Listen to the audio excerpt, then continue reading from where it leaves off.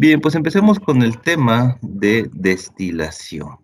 Es un tema que ustedes ya conocen de tiempo atrás, posiblemente en algún tema de alguna materia de química, le llegaron a hablar sobre lo que es destilación, ¿no? Sus cursos de laboratorios, alguna doctora o maestra de química les habló de este tema y les dijo que la destilación se conforma de tres pasos, ¿no? Y les decían algo bien chistoso, que la destilación tiene cabeza, cola y cuerpo, ¿no? Entonces, básicamente en una torre de destilación es exactamente lo mismo, ¿sale?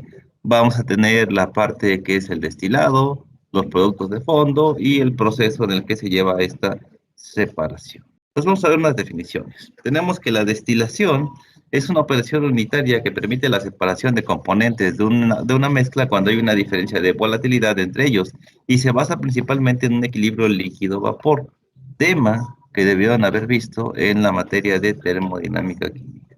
¿Vale? La destilación siempre se va a llevar a cabo en una mezcla líquido-vapor, que algunos libros lo manejan como líquido-gas, pero es completamente diferente. Una mezcla líquido-gas se lleva más a cabo en una columna de absorción o desorción, ¿sí? En este caso es el equilibrio líquido-vapor, ¿sale? El método de separación más común en la industria de los procesos químicos, pues es efectivamente la destilación.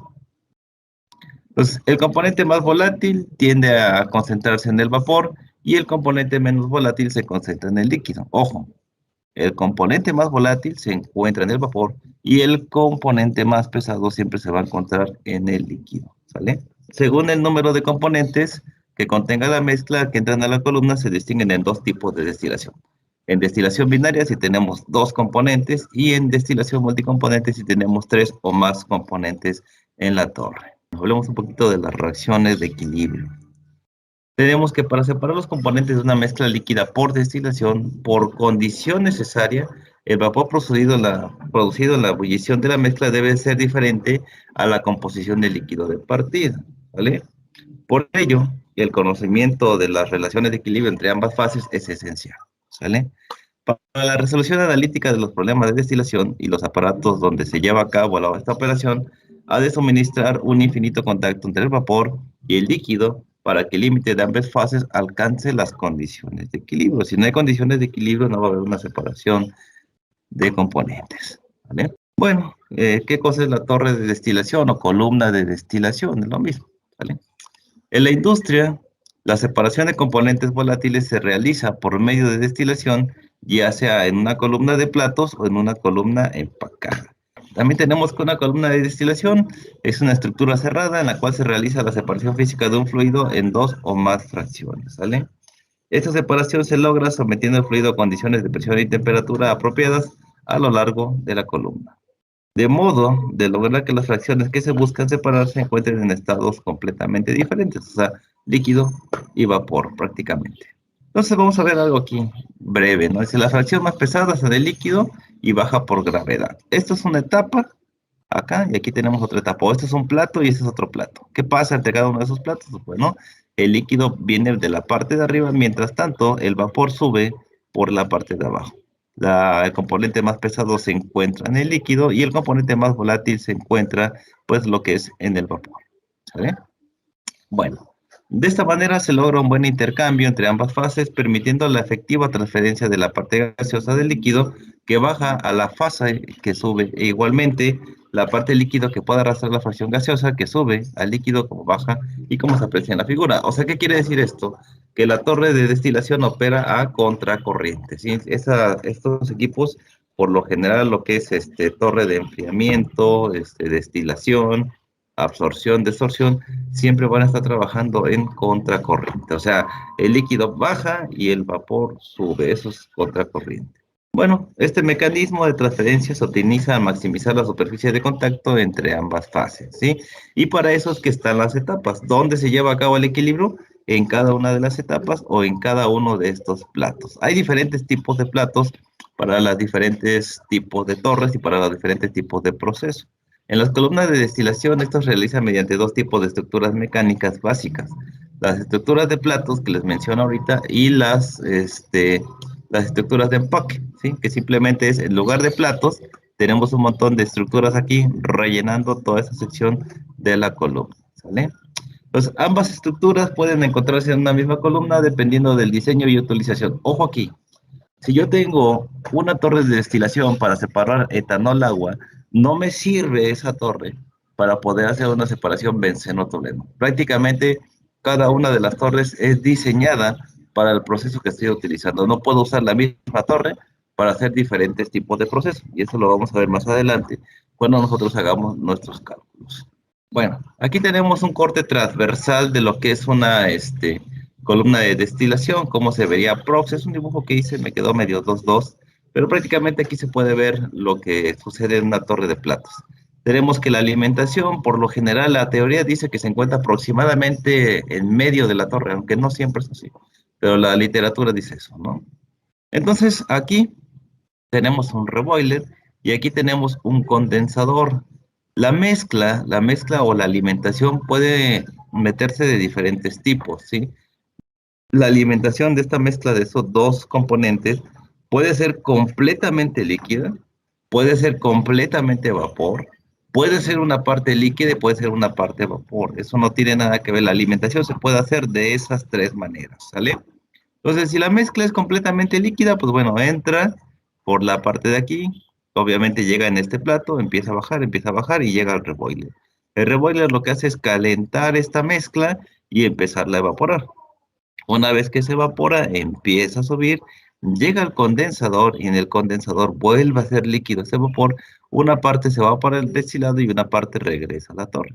Entonces, esa parte que regresa es la parte líquida que tenemos aquí, ¿sí? Y entonces, cuando esto está funcionando, pues vamos a tener una parte líquida y una parte vapor, ¿sale? Y entonces el intercambio líquido-vapor se va a estar dando en cada una de estas etapas, ¿sí? Ahí va a estar pasando la separación. Entonces, dependiendo de los puntos de ebullición, yo voy a acaparar la parte del destilado o la parte del residuo, según sea lo que yo estoy buscando. En algunos casos me interesa la parte que sale en los fondos, en algunos casos me interesa la parte que sale en el destilado. Y eso tiene que ver en la diferencia de puntos de ebullición. Entonces, es muy importante para este curso tener bien definido la ecuación de Antoine. Entonces, la ecuación de Antoine es muy importante para este curso. ¿Por qué? Porque necesito conocer diferentes tipos o puntos de presión en la torre y necesito conocer también las temperaturas de ebullición de cada una de mis sustancias que estoy trabajando. Si yo sé usar correctamente la ecuación de Antoine, que se les enseñó a usar a ustedes en la materia de termodinámica química, entonces con la ecuación, desde que me dan el primer dato, yo puedo saber la temperatura de ebullición simplemente despejando la temperatura de la ecuación. ¿Sale? Con eso yo sé la temperatura de ebullición. Entonces, el que tenga el punto de ebullición más bajo es el componente que va a tener el componente más volátil. ¿Sale? Y ese va a ser mi componente base, el que tenga el punto de ebullición más bajo. Bueno, y aquí pues sigue diciéndole lo mismo que les acabo de comentar en la torre, no tiene caso volverlo a comentar. Y aquí simplemente me dice cómo está funcionando esto respecto a la torre, ¿no? Tenemos el plato N, que es el plato de la alimentación, y lo que sucede por arriba y por debajo de este plato. Esto lo vamos a ver más adelante en el balance de masa, ¿no? ¿Cuáles son los aspectos hidráulicos de diseño? Pues para primero hay que seleccionar el tipo de plato. Hay muchos tipos de platos, ¿sí? Una de las primeras decisiones es seleccionar el tipo de plato o bandeja. Acuérdense que se llama etapa, plato o bandeja, hacen referencia a lo mismo, ¿sale? Los platos más ampliamente utilizados son los platos perforados, los de válvula y los de campana de borboteo. Aquí tenemos un ejemplo de un plato real, de cómo se ve en las columnas que tienen las empresas. Están completamente grandes, nosotros podríamos pararnos encima de ese plato y como si nada, ¿eh? No hay ningún problema. Pero bueno, esta es la apariencia que tiene un plato perforado. Así es como se ve. Aquí tenemos los platos de válvula. Dice, si bien pueden ser diferentes estilos, la principal ventaja de este tipo de plato es que presenta un bajo bloqueo por vapor. Su principal inconveniente es que son entre 5 y 10% más caros que los perforados. Tenemos aquí también los platos de campana de borboteo, así es como se ven estos platos, bien, son completamente diferentes. Están esencialmente indicados para aquellos casos en los que se necesita un bajo bloqueo por vapor superior al anterior. Lógicamente, su costo es mayor. Obviamente, el más barato es el de los platos perforados, ¿no? Existen otros tipos de platos menos usados destinados a solventar otros tipos de problemas hidráulicos en las columnas, como los de ranura, los de chorro y entre algunos otros más. Entonces vamos a la parte de empaques. Existen diferentes tipos de empaques y hay un buen. Por ejemplo, aquí tenemos, pues puede ser un anillo Rashin, un anillo estructurado, una montura Belt y bueno, tenemos un montón de tipos de empaques y todos están cambiando constantemente dependiendo el tipo de proceso que se está haciendo, ¿no? Que de repente le meten ramitas, y de repente le meten piedras de zoncle a la torre de enfriamiento, de repente le meten un montón de, hasta canicas solo le meten ahí para hacer ciertos procesos. Todos son válidos y todos son buenos, ¿eh? Simplemente hay que saber el proceso que estamos llevando a cabo y por el cual nos da mayor eficiencia o mejores resultados. Obviamente los que dan mejores resultados son los que tenemos prácticamente aquí en la foto, ¿no? Y ahí existen muchos más y pueden ustedes patentar otros más. Aquí es importante el contacto de la mezcla líquido-vapor. Por ejemplo, de los que vemos aquí, yo vería pues, muy bueno o muy eficiente el que tenemos acá, ese que está aquí.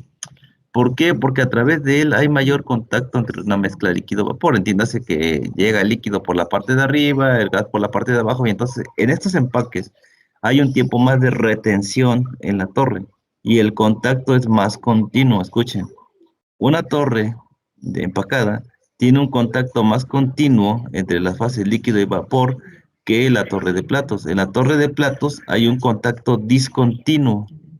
¿Por qué discontinuo? Voy a regresar un poquito a la parte de atrás. ¿Por qué? Porque hay una separación entre estos dos. Con esta me sirve. Supongamos que aquí tenemos una parte donde se está llevando un equilibrio, aquí tenemos otra, pero tenemos este espacio que está aquí donde no hay nada de contacto o no hay un contacto completamente eficiente, porque sí lo hay, sí hay contacto, no hay un contacto eficiente entre estas dos etapas en esta zona. O sea, sí lo hay, pero es mínimo, donde hay más contactos en esta zona. La diferencia con la empacada está completamente llena aquí de todas las estructuras que están acá, de los anillos, y entonces el contacto es más continuo, sí hay más posibilidad de una mejor separación que una torre de platos. Más sin en cambio, nunca quiere decir que sea mala. Es muy importante tener en cuenta dónde estamos parados, ¿sí? Los procesos a diferentes presiones del lugar sí influyen mucho. Si no consideramos la presión en el lugar que nos encontramos, pues bueno, el proceso lo podemos calcular a una atmósfera, pero no va a estar funcionando correctamente. Entonces, para tomar la decisión de que si yo uso una torre empacada, si uso una torre de platos en una mezcla de etanol agua, la verdad es lo mismo. Si yo uso una torre empacada y una torre de platos, pues simplemente va a ser lo mismo. ¿Por qué? Profesor, usted me dijo que el contacto es continuo en una torre empacada. Oh, profesor, me dijo usted que en la de platos el contacto es discontinuo y entonces se pierde tiempo, energía, bla, bla, bla. Pero existen diferentes tipos de platos, ¿no? Como existen diferentes tipos de empaques. Entonces, básicamente no va por ahí, básicamente va en algo bien importante y ahí uno luego está chingando cada rato, y no nada más, y otros maestros también, donde les dicen que lo importante ahí no es cuánto ocupas, sino cuánto tienes. Entonces, de acuerdo a lo que yo tenga, pues ya usaría yo una torre de platos o usaría una torre de empacada, ¿sí? Aquí tenemos una representación de una torre empacada, más o menos funciona así. Si te das cuenta ahí no estamos viendo ni ningún anillo Rashi ni una montura Bell. Esas son estructuras o empaques estructurados completamente diferentes y son diseños exclusivos para la torre. Y aquí está el pan. Si ustedes se quieren dedicar a diseño, pues bueno, cada vez que diseñas un equipo nuevo o un plato nuevo, pues bueno, se te puede pagar buen dinero si la separación es más eficiente. Aquí tenemos ahora sí una vista general de lo que es una columna de destilación. Bien, les decía yo, tenemos la alimentación, aquí tenemos, pues bueno, que la torre está trabajando en reflujo y sabemos que a esto de aquí se le llama etapa, plato o como le quieran ustedes llamar, ¿sale? Aquí tenemos un hervidor, un reboiler, aquí tenemos un condensador. Pues lógicamente entra el líquido, el vapor, la mezcla líquido-vapor, ¿verdad? A la columna, llega hasta este punto, aquí se calienta, se evapora, regresa para acá, y en este lado pues llega un condensador, y aquí es donde se condensa una parte del destilado, y una parte del destilado se retira como destilado, y una parte de esto que viene acá se regresa hacia lo que es la torre de destilación, ¿sale? Pues vamos a ver cómo está estructurado. Dice, El aparato utilizado en la actualidad en la destilación continua está construido por tres equipos integrados, ¿no? Preguntas de examen. ¿Cuáles son las partes de la torre de destilación o de la columna de destilación? Pues uno es un generador de vapor, reboiler o rehervidor, en el cual se genera vapor, ¿sale? La columna de platos empacada, que simplemente lo dejaré yo como columna, un elemento que pone en contacto vapor y líquido, en el cual se lleva a cabo la rectificación al ponerse los vapores en contracorriente con el líquido, ¿sale? Y como tercera parte tenemos un condensador, que es un intercambiador de calor enfriado por agua o por un refrigerante, ¿sale? Entonces ya saben ahí que se les mete un agua de enfriamiento que viene de una torre de destilación para poder condensar ese vapor. Entonces, la torre de destilación tiene tres partes importantes. Tiene un reboiler, tiene la columna, ya sea de platos empacada, y tiene finalmente un condensador. Esas son las tres partes más importantes del proceso de destilación. Entonces, en estas columnas la alimentación se efectúa por lo general cerca del centro. Esto no es cierto, lo vamos a ver en los cálculos, pero bueno, en la literatura siempre se dice que está cerca del centro, ¿no? Cuando hablamos de la columna, para poder hacer los cálculos, la dividimos en dos secciones. Una que es la sección de enriquecimiento y otra que es la sección de empobrecimiento. Básicamente, la sección de enriquecimiento refiere a que como estamos hablando de que los vapores, déjenme regresar más atrás, los vapores están arrastrando componente más volátil. Por ejemplo, los vapores que están acá están jalando parte del componente más volátil de esta zona que tenemos aquí. Entonces, si los vapores tienden a subir, ¿qué va a pasar en la parte de arriba? ¿Qué voy a tener en la parte de arriba? Mayor cantidad de qué. Como tengo la parte más volátil en la parte de arriba y le quité todo lo que tiene que ver con el componente más volátil del líquido, quiere decir que este vapor se está enriqueciendo de componente más volátil. ¿Sale? Quiere decir que la parte de arriba está más concentrada de etanol. ¿Y qué va a pasar con el agua? Entonces, como hay mayor cantidad de agua, ¿qué pasó con ese líquido? Se empobreció del componente más volátil. ¿Por qué? Porque se lo quitaron en cada una de las etapas.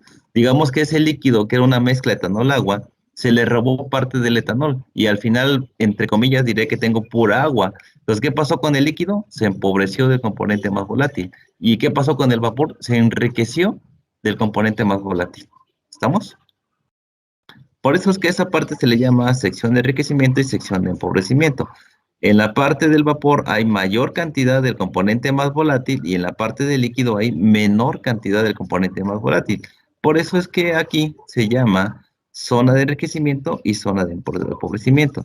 En las torres de destilación siempre vamos a trabajar en base al componente más volátil.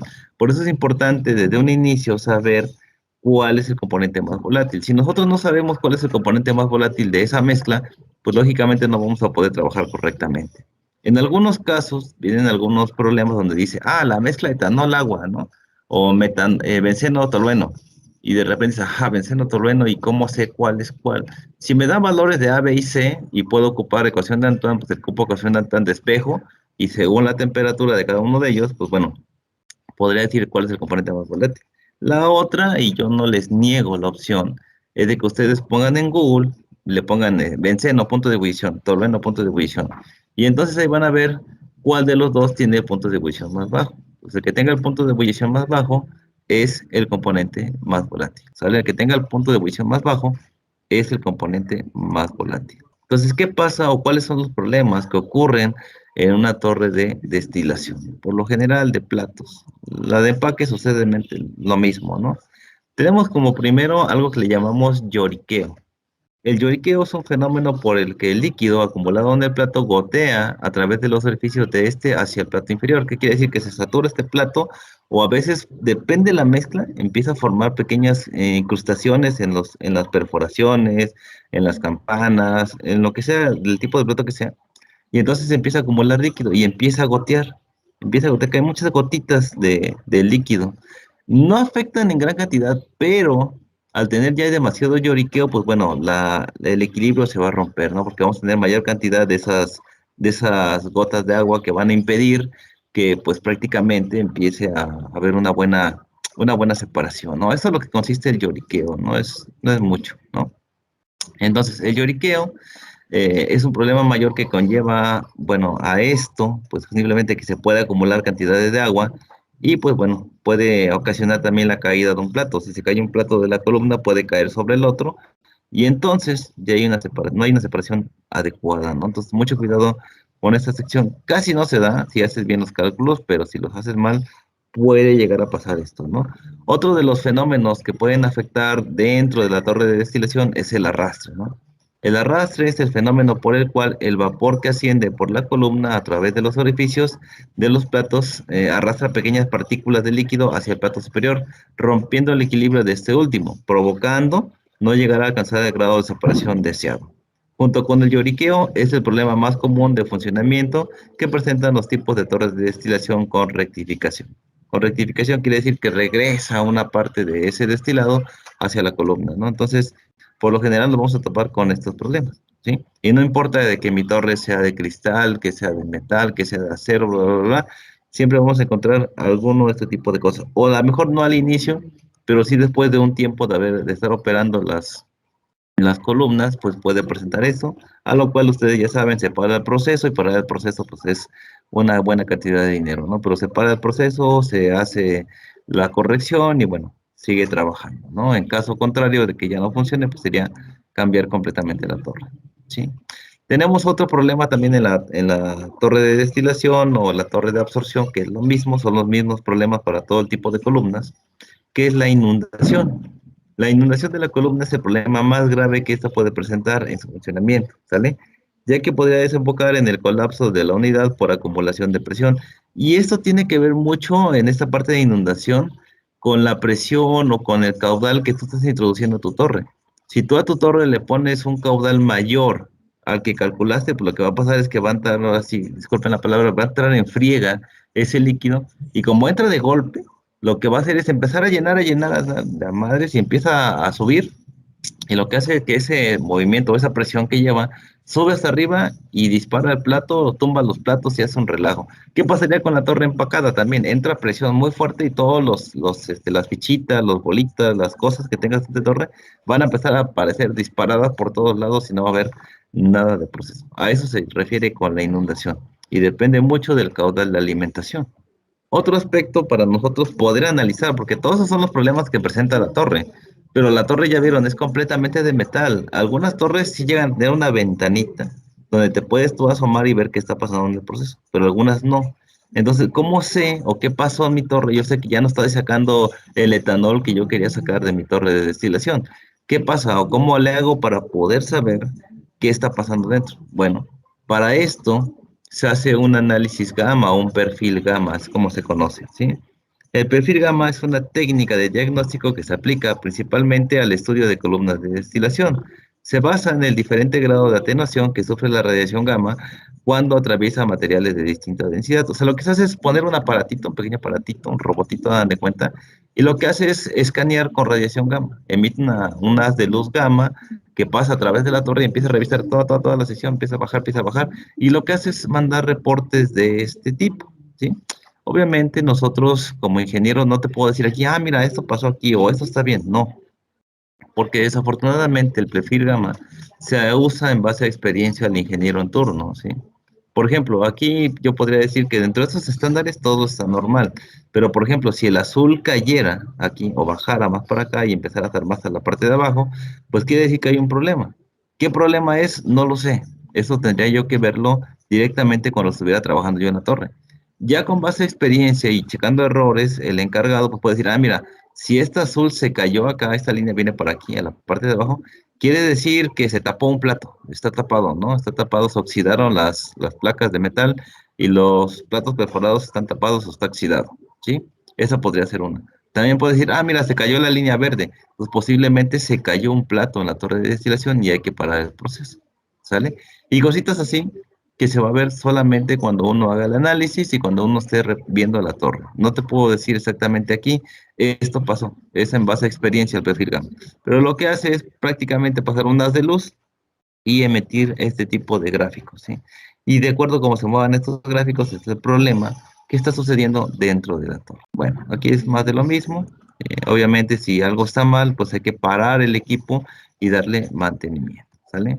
Entonces, ¿cuál es el principio de funcionamiento del perfil gamma? Bueno, El perfil gamma consiste en desplazar de forma simultánea una fuente radiactiva y un detector a lo largo de la columna bajo este estudio. Lo que le decía yo, pasa un aparatito con ondas de luz y va dando resultados gráficos, ¿no?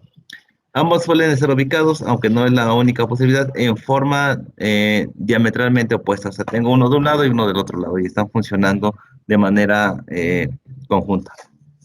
Entonces, de esta manera que la columna se interponga entre ambos, ¿no? Uno acá y otro acá y la columna está completamente en medio. Líquido, gas, espuma, platos, empaques y cualquier otro componente que se encuentre en el interior de la columna atenuará la luz de radiación, ¿no? Entonces me va a dar un diferente tipo de gráfico, ¿sí?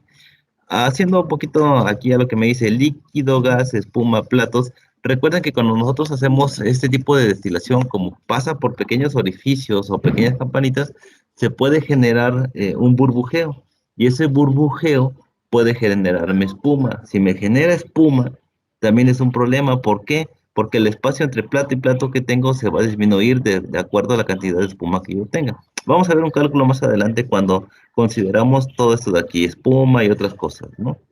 Entonces, en consecuencia, si se grafica la respuesta del detector en función de la altura, que se obtendrá un perfil vertical de densidad en el que cierta práctica puede reconocerse cada componente. Lo que le decía yo, depende ya la experiencia de cada uno de ustedes, pues van a decir, mira, tiene espuma, se tapó un plato, se cayó el plato, se dispararon los empaques, etc. Eso va a depender ya de acuerdo a las prácticas que uno vaya haciendo. O posiblemente un ingeniero que ya estuvo trabajando ahí te pueda pasar el tip, ¿no? Mira, si ves una columna, una línea así, si ves una línea acá, pues quiere decir esto, esto y esto. Pero eso ya se verá de acuerdo cuando tú ya estés trabajando en una torre de destilación, que posiblemente no sea el caso, ¿no?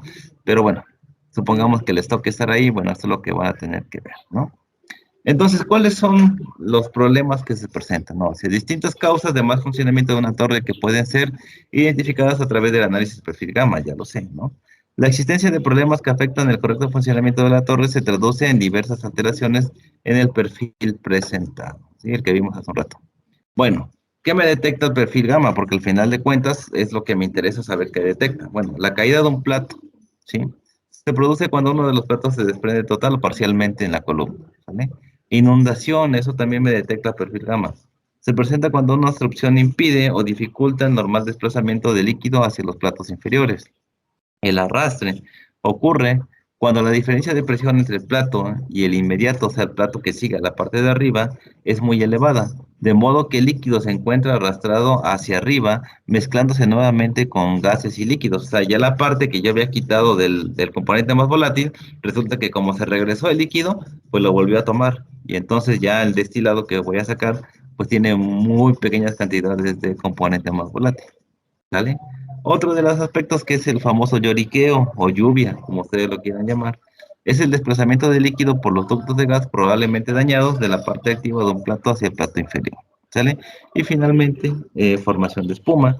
La aparición de burbujas de gas sobre la superficie del líquido dificulta el desplazamiento del gas hacia arriba, reduciendo la calidad de la separación del plato, lo que yo les decía.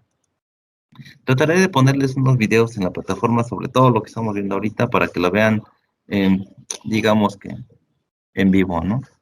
Otras condiciones que afectan el desempeño de la torre, ¿cuáles eran? El diámetro de la torre. Si está mal calculado el diámetro de la torre, así tengamos los mejores platos y los mejores empaques, pues no va a funcionar. ¿Y en qué afecta el diámetro de la torre? Bueno, la velocidad de flujo de vapor depende del diámetro de la columna. Si el diámetro no es el adecuado, la columna no se comportará bien y la capacidad de separación pues no será la misma o no estará alcanzada, ¿sí? El estado de los platos o de los empaques, lo que yo les decía, es muy importante. Y los empaques, hay cerámicos, hay de metal y hay de diferentes tipos de empaques, ¿no? Entonces, cualquier factor que cause la disminución en la eficiencia de los platos o empaques cambiará también el comportamiento de la columna, ¿sale?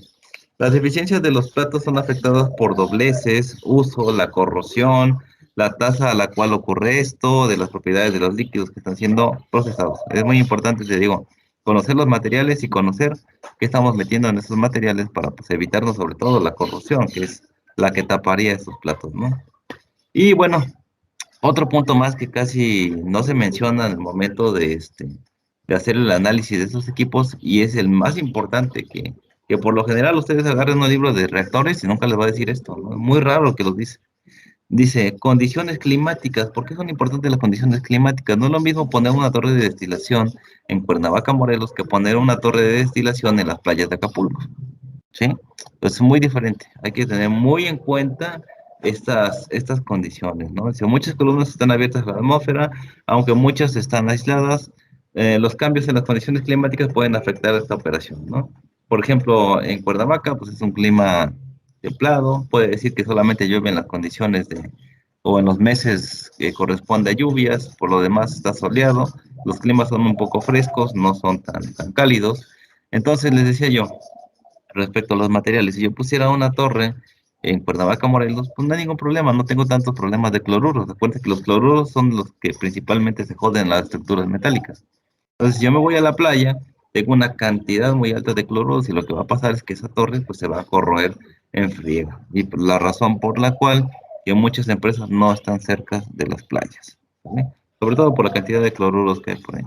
¿Cuáles son las consideraciones de diseño? Yo sé que ahorita me estoy viendo muy hasta allá, que por lo general en nuestro curso no vamos a ver nada de diseño, solamente una mínima parte de diseño, pero es lo que comprende este curso, desafortunado, ¿no? Pues el diseño y cálculo mecánico de los elementos que forman parte de un recipiente consiste básicamente en la determinación de sus espesores, tomando como dato de partida la forma del equipo, las dimensiones del equipo, el material utilizado. Eso es bien importante porque, te digo, depende del material que estoy usando, vamos a poder nosotros introducir las sustancias que estamos trabajando. Las condiciones de prevención y temperatura también, perdón, presión y temperatura son muy importantes. Les digo, no es lo mismo poner una torre en Cuernavaca y no es lo mismo poner una torre en Monterrey. Las condiciones de presión y temperatura son completamente diferentes, ¿sale? Las cargas debido al viento, y esto también es bien importante, la estática y la fricción que sucede ahí. Muchos equipos de ingeniería química forman arcos eléctricos por lo mismo, ¿no? A veces decíamos en clase, preguntaban a unos alumnos hace tiempo, ¿no? ¿Por qué yo tengo que ver electroquímica, profe? Si la neta, nosotros nos dedicamos al proceso. Ah, bueno, si estudiaste bien electroquímica y checaste temas importantes como corrosión, te diste cuenta que en algunos aspectos de tu curso te decían que ciertos materiales son conductores. Entonces, como son conductores, algunos, si yo pongo, no sé, aluminio y cobre o algún otro equipo de diferente material, lo que va a suceder ahí es que van a provocar cargas, ¿no? Entonces, aunque no esté conectado, el simple hecho de que los dos materiales tienen diferentes cargas, pues se van a atraer y algunas veces forman arcos eléctricos. Y estos arcos eléctricos son los que derivan a explosiones a veces dentro de las empresas, ¿sí? Y simplemente no fue que un error o una chispa, simplemente fue el arco eléctrico porque tenemos distintos tipos de materiales que entre ellos provocan unas cargas, ¿sí? Y entonces los electrones se atraen y todo lo que hayan visto en electroquímica es lo que sucede si nosotros no tenemos cuidado en el tipo de material que estamos trabajando en nuestra empresa. ¿Cuáles son los aspectos mecánicos? Bueno, el diseño mecánico de la columna de destilación y su estructura de sujeción, al igual que algún aspecto fundamental sobre su construcción, dependen principalmente de los soportes. Y esto ya es adicionalmente por ahí en Facebook, no sé si llegaron a ver, yo sé que algunos sí, donde traían una torre de destilación completamente gigante y venían un tráiler y le iban armando y todo este relajo, ¿no? Pero lo importante siempre es tener unos buenos soportes, ¿sí? Y estos soportes y estas estructuras que van en la columna ya no entran en el diseño de cuando yo diseñé mi columna por primera vez, ya tienen que ver con diseños completamente aparte. Eso lo harán mecánico o lo harán ustedes en dado caso que se dedicaran a diseño, que por este lado lo veo complicado, ¿no? Bueno, los pernos de anclaje se instalan en múltiplos de 4. ¿Por qué múltiplos de 4? Pues bueno, ya lo sabrás si te dedicas a diseño. Al ser la torre alta, se instala el mínimo recomendado, que son 8, ¿sí? Si eran 4, como la torre es más grande, pues se ponen 8, ¿vale?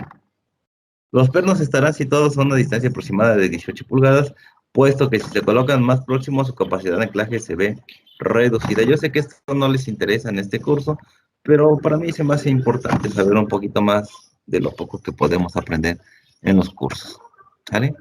Envolventes y fondos, ¿sale?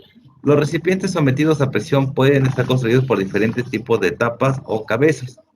Entonces, todos los fondos con valores ASME, ¿y qué cosa es la ASME? Es la American Society of Mechanical Engineers, ¿no? Entonces, se construyen a partir de chapa, dicen ellos, un material, ¿sí? a la que mediante estampación se le da forma deseada, salvo en caso de los fondos cónicos y planos, ¿no? O sea, todo esto son la ASME, la sociedad de pues, ingenieros mecánicos, ¿no?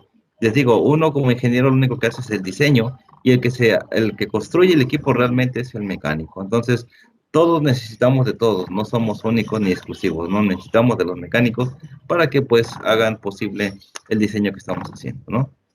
Entonces, para la columna de destilación se utilizan fondos del tipo Tori esférico. En este caso es un tipo muy especial, esférico tipo Koppler, ¿sí? Los reactores pues tendrán otro tipo. Para las torres son Tori esféricas tipo Koppler, ¿sí? Ya que son de mayor aceptación en la industria debido a su bajo costo y a que soportan grandes cantidades de presiones, sobre todo manométricas. Ojo, presiones manométricas.